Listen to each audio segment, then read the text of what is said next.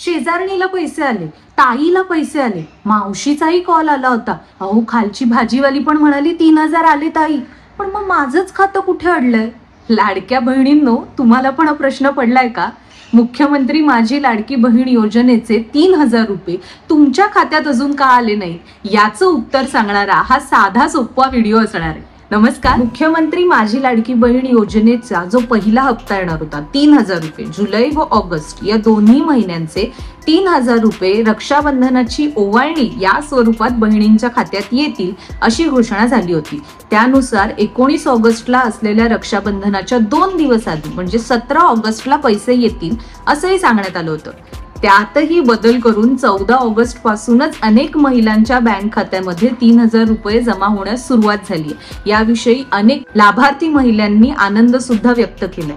मात्र अशा काही महिला आहेत ज्यांच्या बँक खात्यामध्ये अर्ज मंजूर होऊनही अद्याप पैसे आलेले नाहीत, किंवा काही महिला अशाही आहेत की ज्यांना त्यांचा अर्ज प्रलंबित आहे का, नामंजूर झालाय का याविषयीचे अपडेट सुद्धा माहीत नाहीत. त्यामुळे परिणामी त्यांच्या खात्यामध्ये सुद्धा पैसे आलेले नाहीत. जर तुम्हीही अशापैकी एक असाल तर तुमच्या बँक खात्यामध्ये पैसे येण्यासाठी 3 महत्त्वाची कारणं अडथळा ठरू शकतात. हीच कारणं अगदी सोप्या भाषेमध्ये मी आता तुम्हाला सांगणार आहे. चला तर मग सुरुवात करूया. सर्वात महत्त्वाचं पहिलं कारण म्हणजे राज्य सरकारने 17 ऑगस्टला आपले पैसे येणार असं सांगितलं होतं. 14 ऑगस्ट पासून जेव्हा अनेक महिलांच्या बँक खात्यांमध्ये पैसे यायला सुरुवात झाली, साहजिकच काही जणांना चिंता वाटू लागली की आपल्याला पैसे का आले नाहीत. पण इथे आपल्याला हे लक्षात घ्यायची गरज आहे की 17 ऑगस्ट ही तारीख देण्यात आली आहे. त्यामुळे आपल्याला या दरम्यान आपल्याला पैसे येऊ शकतात.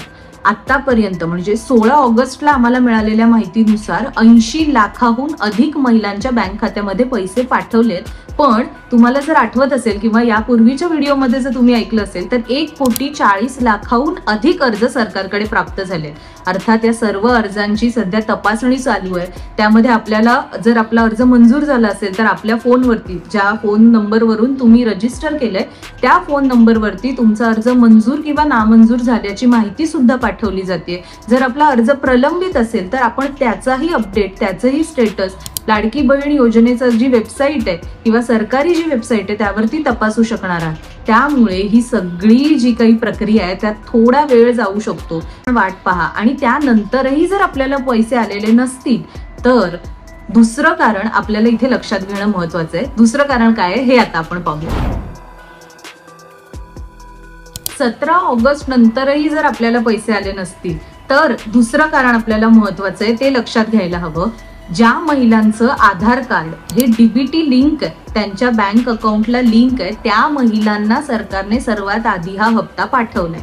त्यामुळे आपलं आधार कार्ड नंबर हा आपल्या बँक खात्याशी जोडलेला आहे का हे तपासणं सगळ्यात महत्वाचं आहे. काही दिवसांपूर्वी आपल्याला आठवत असेल तर आदिती तटकरे यांनी सुद्धा या मुद्द्यावरती भाष्य केलं होतं. त्या असं म्हणाल्या होत्या की अनेक महिला आहेत महाराष्ट्रातल्या ज्यांचं आधार कार्ड आणि बँक खातं हे लिंक नाहीये. मात्र काळजी करू नका, या महिलांना सुद्धा अपात्र ठरवण्यात येणार नाहीये. त्या महिलांना सरकारतर्फे एक SMS पाठवून याची आठवण करून दिली जाते की तुम्हाला आधार कार्ड आणि बँक खातं हे लिंक करायचंय. आणि ते लिंक कसं करायचं, डीबीटी लिंक कसं करायचं हे सुद्धा आता मी तुम्हाला सांगणार आहे. अजिबात घाबरू नका, ही काहीही अजिबात रॉकेट सायन्स नाही, काही कठीण गोष्ट नाहीये. डीबीटी लिंक करण्यासाठी तुम्हाला थेट आधी बँक गाठायची. बँकेत गेल्यावर तुम्हाला तिथे एक अर्ज दिला जाईल. या अर्जामध्ये आपल्याला आपला बँक अकाउंट नंबर जो आहे तो तिथे सांगायचा आहे. त्याशिवाय आपली संमती दर्शवायची आहे की तुम्ही माझे आधार कार्डचे डिटेल्स हे बँक खात्याला संलग्न करण्यासाठी वापरू शकता. या फॉर्म बरोबर आपल्याला आपल्या आधार कार्डची एक झेरॉक्स सुद्धा जोडायची आहे. तिथे बेसिकली हा जो फॉर्म आहे हा एक कन्सेंट फॉर्म आहे. अर्जदाराची आपल्याला संमती मिळवण्यासाठी, संमती बँकेला देण्यासाठी हा फॉर्म आहे. तिथे आपल्याला आपला मोबाईल क्रमांक ज्याद्वारे आपल्याशी संपर्क साधता येऊ शकतो, ईमेल ID आणि आधार कार्ड आणि बँक खात्याचा नंबर ही सगळी माहिती आपल्याला इथे द्यायची आहे. आणि हा फॉर्म तुम्ही आपल्या जवळच्या बँकेत, जिथे आपल्याला आपलं अकाउंट रजिस्टर करायचंय त्या बँकेमध्ये आपल्याला हा फॉर्म द्यायचा आहे. तुम्ही बँकेत गेलात तर तुम्हाला सहज हा फॉर्म मिळू शकेल. अजिबातच यामध्ये वेळखाऊ प्रक्रिया नाही. आता समजा तुम्हाला हा प्रश्न पडला असेल की आम्हाला बँकेत जायला वेळ नाही, ऑनलाईन होत असेल प्रक्रिया तर सांगा.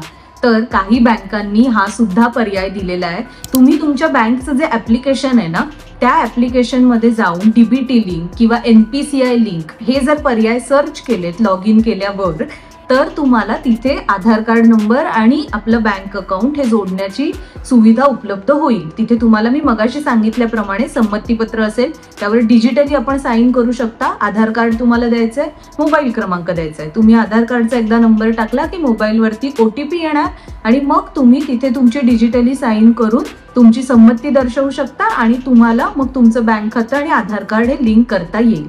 आता आणखीन एक मुद्दा म्हणजे, जर तुम्हाला असं वाटत असेल की बाबा माझं बँक अकाउंट हे ऑलरेडी आधार कार्डशी लिंक आहे, तर हे आधी तुम्ही तपासून पहा. त्यासाठी UIDAI जे आधार कार्डशी संबंधित कामांची जी वेबसाईट आहे, इथे तुम्हाला जायचंय. तिथे तुम्हाला लॉग इन केल्यावरती बँक लिंकिंग स्टेटस असा एक पर्याय दिसेल. इथे आपल्याला आपला आधार कार्ड क्रमांक प्रविष्ट करायचा आहे, एंटर करायचा आहे आणि मग तुम्हाला तुमचा जो रजिस्टर्ड मोबाईल नंबर असेल त्यावर एक OTP येईल. हा OTP जेव्हा तुम्ही त्या वेबसाईट वरती द्याल, त्यानंतर तुम्हाला तुमचं बँक लिंकिंग स्टेटस दिसेल. म्हणजे काय की ती वेबसाईटच तुम्हाला सांगेल की तुमचं बँक खातं आधार कार्डशी लिंक आहे की नाही. असेल वेल अँड गुड, आणि नसेल तर मात्र आपल्याला मगाशी सांगितलेली सगळी प्रक्रिया फॉलो करून आपलं आधार कार्ड आणि बँक अकाउंट हे सर्वात आधी लिंक करायचंय, DBT लिंक करायचंय. या DBTचा अर्थ होतो डायरेक्ट बेनिफिशियरी ट्रान्सफर. तुम्ही जेव्हा ही सगळी प्रक्रिया पार पाडाल त्यानंतर 2 दिवसांनी आपलं बँक खातं हे आधार कार्ड क्रमांकाशी लिंक होईल. DBT लिंक ही प्रक्रिया पूर्ण होईल आणि त्यानंतर आपल्याला पुन्हा पहिल्या कारणामध्ये मी जसं सांगितलं थोडी वाट पाहावी लागेल, ज्यानंतर आपल्याला आपल्या बँक खात्यामध्ये पैसे येतील.